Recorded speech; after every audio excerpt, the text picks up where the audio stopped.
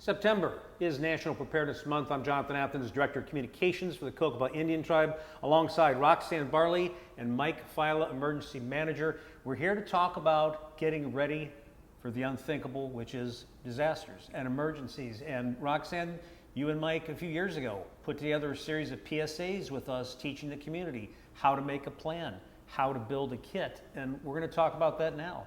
So Mike, tell us about the kit that you have here today, and then Roxanne, let's talk about when you were putting together the kit for your family. Okay. Mike, go ahead. So for me personally, there's a couple kits that I have. Today I just brought my work kit, and this is my kit that I have in my office, and I carry it in my office and in my truck in case I need to, emergency happens, a road closed, and I'm stuck in my car for a while, or I'm stuck at the office. So one of the things, this is part of my plan. Remember, part of your plan is your kit. So in this kit, I have a couple things in here, a NOAA radio. I have some maps in case technology is not accessible. Flashlight, some things to eat. I got an extra battery for my phone, first aid kit, sunscreen, just some of the basics. Want to make sure that you have just enough to get you by. And for my kit at home, it contains a lot more stuff, canned goods. I got 5-gallon bottles of water for each one of the family members in my home.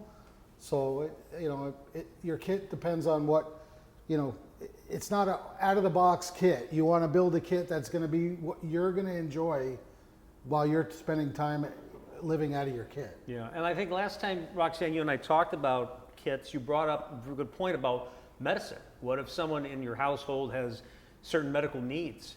What about medicine?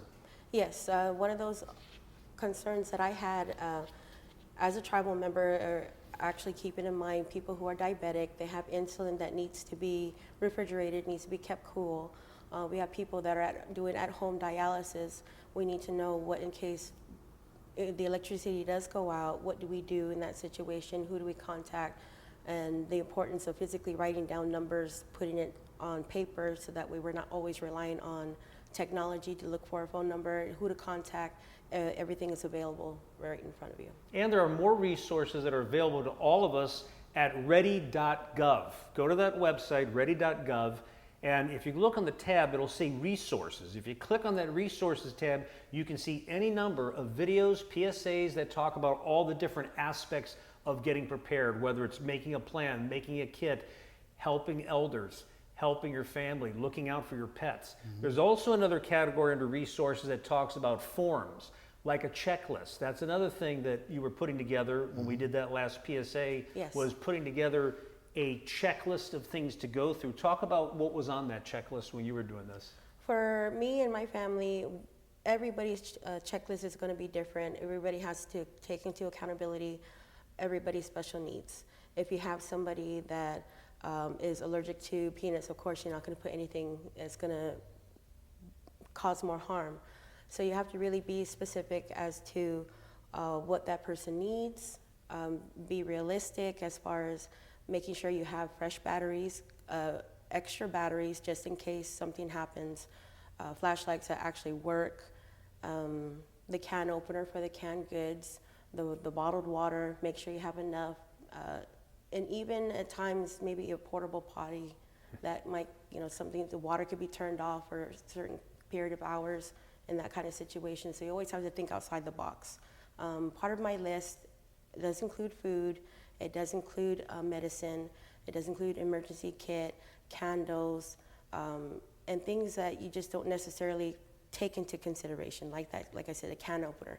Maybe you might need scissors, or you might need certain tools in case something were to happen and something were to break. Now, we're very, very, very reliant and dependent upon technology. We've all got smartphones. We all communicate through texting, through calling, things like that, and those systems could go down. And when that does happen, you need to have a backup.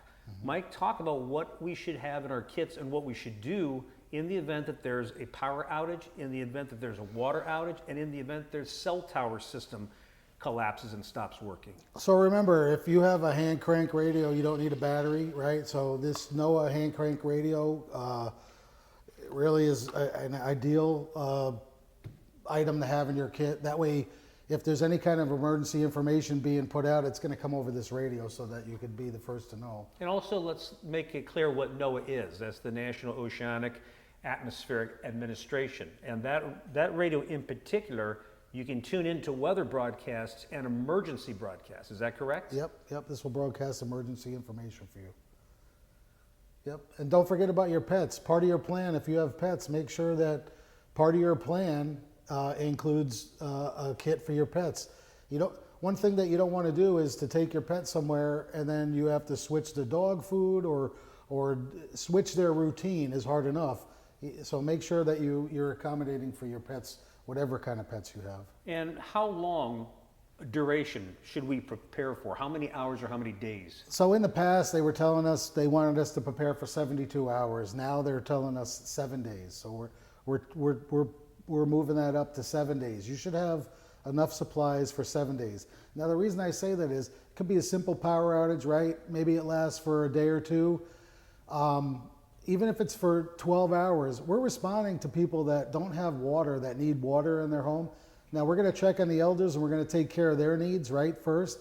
But a typical home that doesn't have an elder or that, just your typical family should be able to not ask for resources within the first 12 hours of emergency. You should have some sort of a system at your home that takes you, not taken from the first responders doing their jobs, making sure that people are safe, that you just need water. That's why your kit should be complete. And the kits are necessary not just if you have to evacuate the area, but if you have to shelter in place. You're still going to be dependent upon those resources. Yep. And what I suggest is that maybe one time a year, you pick a date, maybe September, it's preparedness month.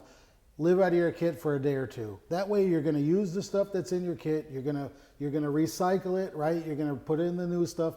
Maybe you said, I didn't want to eat pistachios that whole time. Maybe I want to change it and I want to eat something else. So I'm just saying, live out of your kit, see how you could do it.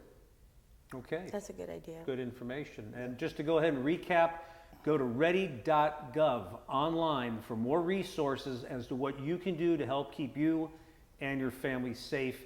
Check back later this month. We've got a few more PSAs we're going to run on this. Thank you for joining us and stay safe.